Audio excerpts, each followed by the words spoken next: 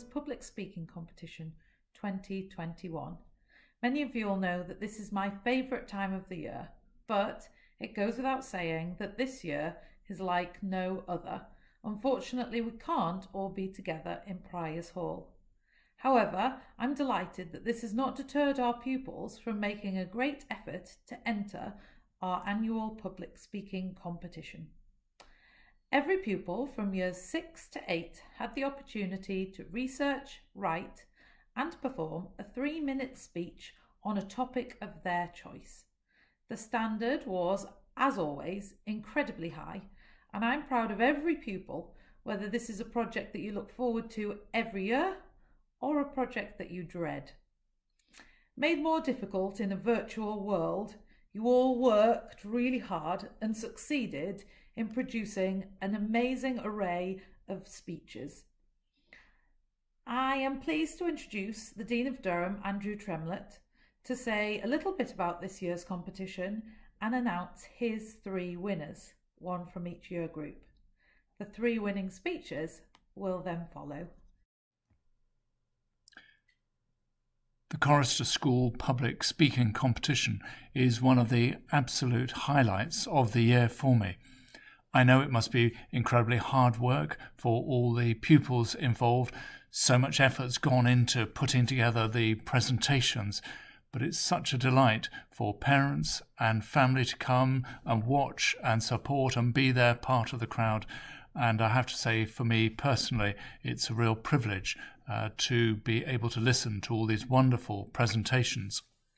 And I don't need to tell you what an extraordinary year this has been, different to any other year I've known in my entire life. And the same's true for the public speaking competition. Everyone's had to do things differently, arrange things differently, adapt, change. Just as this video is coming to you, everybody's had to present in a different way. So I want to say from the outset, congratulations to everybody for taking part in this way. It's been absolutely fantastic. And as always, the range of topics has been, well, utterly amazing. From Scottish Gaelic to lockdown, from deforestation to conspiracy theories, from polluted rivers to the world's most dangerous sport for women, from racism in Disney to black composers of African descent. And all this, of course, with no audience to perform to.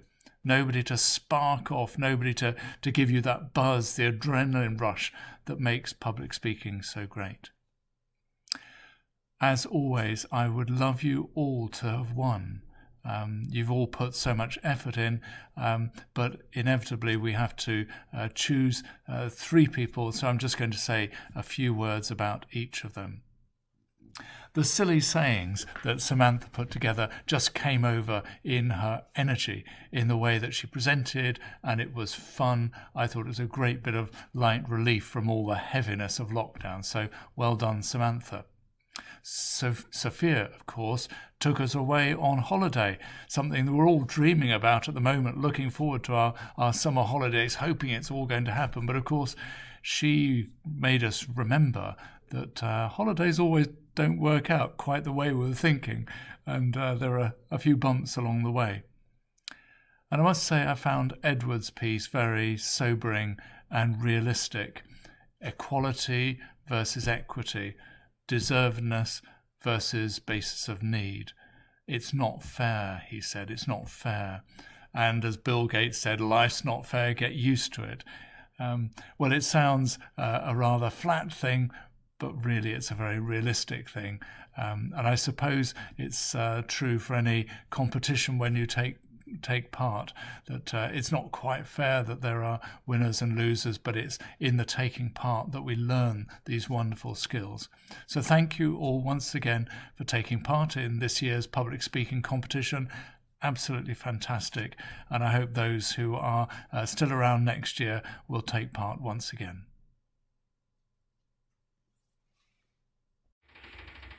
Good evening, Mr. Dean, ladies and gentlemen. There are lots of silly sayings that don't make any sense. For example, Saying somebody is as bald as a coot is totally inaccurate, because a coot is not bald. A coot just has a bald plate on what bird experts probably wouldn't call its forehead, but the rest of its head is feathered, much the same as any other bird. Sticking with the animal theme, here is another saying that doesn't mean very much to me. To let the cat out of the bag. Now, it is certainly possible to let a cat out of a bag, but I think it would be pretty difficult to manhandle the cat enough to get it into the bag in the first place, and then when you let it out, you might not have taken very kindly to being shut in, and will come out like a hissing, spitting ball of claws. But the saying means to let out a secret. Now, what does that have to do with cats and bags, I hear you say? Well, it all comes from yet another silly saying. To buy a pig in a poke. Now, you will just have to believe me that a poke is a bag. So imagine that you are off to market to buy a pig to fatten for food. But if you buy a pig in a poke or bag, how do you know it is a pig at all? Perhaps it is a cat. And obviously a cat isn't nearly as good as a pig for your Sunday roast. But it is true that if the seller is trying to trick you, then letting the cat out of the bag reveals the secret that the seller is a con man. Wow, that one turned out to be a bit complicated, so let's move on. Another silly saying is it's raining cats and dogs. I have never seen a cat, or indeed a dog, falling out of the sky, and I think it could be quite dangerous if they did. However, the idea of raining objects or animals is an international one. In many countries it rains frogs. In Wales it rains old ladies and sticks. In Denmark it rains shoemakers' apprentices. And my favourite, in Norway it rains female trolls. So maybe cats and dogs aren't that dangerous after all. Please do tell me if I'm talking too much, because I think I saw a donkey right over there. And I wouldn't want it to lose its hind legs. Oh, there's another silly saying. However, what this absurd saying means is that somebody is talking so wearisomely that the animal collapses under the sheer weight of the words. There is that donkey again, and I think that's my cue to stop talking. Thank you all for listening. I've enjoyed learning about a few of these sayings, and hope you have enjoyed hearing about them too. Good evening, Mr. Dean, ladies and gentlemen. Today I'm going to be telling you about my experience with holidays. When I think of a perfect holiday, I think of being somewhere tropical, with blue skies and the sun shining down on a huge swimming pool. However, some holidays start with something slightly less fun, like standing in a queue waiting to go through security. My absolute least favourite part about going on holiday is all the travelling. Although it's exciting because your whole holiday lies ahead of you, how could you possibly think rushing through a busy airport trying not to miss your flight is fun? You see, holidays do not always go to plan. And today, in my speech, I am going to be sharing some of my own holiday disasters. One of my most memorable holiday disasters happened when I was very little, when my family booked a holiday in Dubai for a week. We were very excited to be in the hot sun. However, when we arrived, something went wrong. My older brother caught chicken pox and the doctors couldn't let us fly home. If that wasn't bad enough, a couple of days later, I also caught chicken pox, and now the doctors definitely couldn't send us home. But you're probably thinking, what's so bad about that? It's basically like being stuck on an extra long holiday. And it was a bit, except me and my older brother were not allowed in the swimming pool at the hotel, and we had very annoying chicken pox. But don't worry, soon after we got the all clear to fly home. That was until me and my older brother got ear infections, and yet again the doctors didn't let us fly home. In the end, we got stuck on holiday for a month. Because me and my older brother was so young, we didn't miss any school, so our extra long holiday didn't affect us much. But when we got home, we remembered what it was like to be in rainy, wet England. Another funny thing that happened whilst on holiday took place in the Lake District.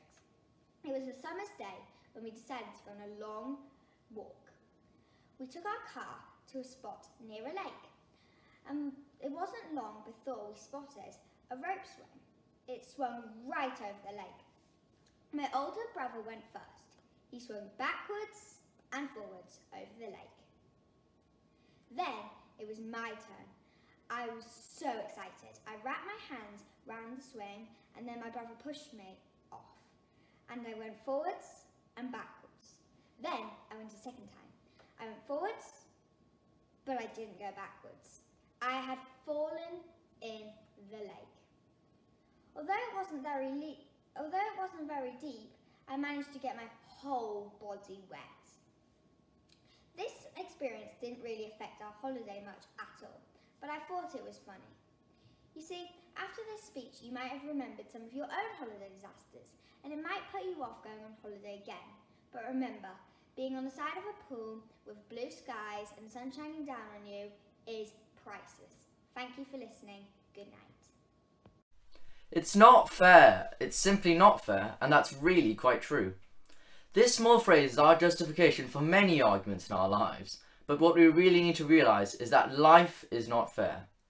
Good evening, Mr. Dean, ladies and gentlemen. Life is not fair. This is the phrase that was shot right back at me whenever I tried to use fairness against my brother Tiger. Why should some people be born into wealth whilst others into poverty? Why should some people be healthier or prettier or smarter than others? Why should my brother be better at speeches than I am? Life has never been fair. Now, what is fairness? Well, it's a concept that has been around since the time of the ancient Greeks, and is a fundamental part of our societies today. Without it, some argue, there would simply be chaos, because there would be no way of convincing people of justice. But like almost all human concepts, there are many different opinions on what it really is. Some people believe fairness means equality, where everything is kept fair by being equal. So everyone should pay the same price for a theatre ticket, whether a child, an adult, or a senior citizen. That also means that a child and an adult should receive the same amount of food. It doesn't matter that one needs more than the other.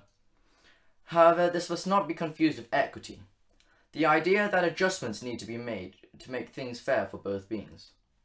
One should get more than the other because it would be fair in this sense. For example, in the game of golf, when playing a skilled golfer, a less skilled golfer may be given a handicap, extra points at the start of a game. This is to help make the final score fair for both players. Some other people believe that fairness is based on deservedness, meaning a person gets what they deserve. If you work hard, you succeed and keep all that you earn, and that fairness means keeping what you deserve and deserving nothing if it isn't earned. The hardest working, smartest and most talented should have more because of their attributes. The lazy, indifferent and stupid deserve to have less. Others think fairness should be based on need. Those who have more should give more to help others. This is based on the concept that people have obligations to one another, and the more one has, the more that person should give to the common good. In our nation today, our parliament and leaders are determined by the system of democracy. But I'll ask you this, when was the last time you met someone who didn't share the same political views as their parents? It's rarely the case, as the majority of the people share the same political views as their parents. This is because so many children in the UK have never been taught about politics to a deep enough level where they properly understand what each of the political parties in our nation stands for. This lack of understanding can lead to people voting blindly and result in an unfair democracy. In an ideal world for me, fairness would be a mixture of deservedness and equality, where you would earn what you deserve and get back only if you put in effort. A world where everyone would be presented with the same opportunities, with equality not equity, and in a world of complete equilibrium. However, we do not live in such a world. Not everyone gets what they deserve, and they most definitely don't get equal chances. But the way I have found to cope in this unfair world is to remember, when everything just seems too overwhelming, to stop and accept reality as it is. Stay positive and remember that, as Bill Gates rightly said, life is not fair. Get used to it.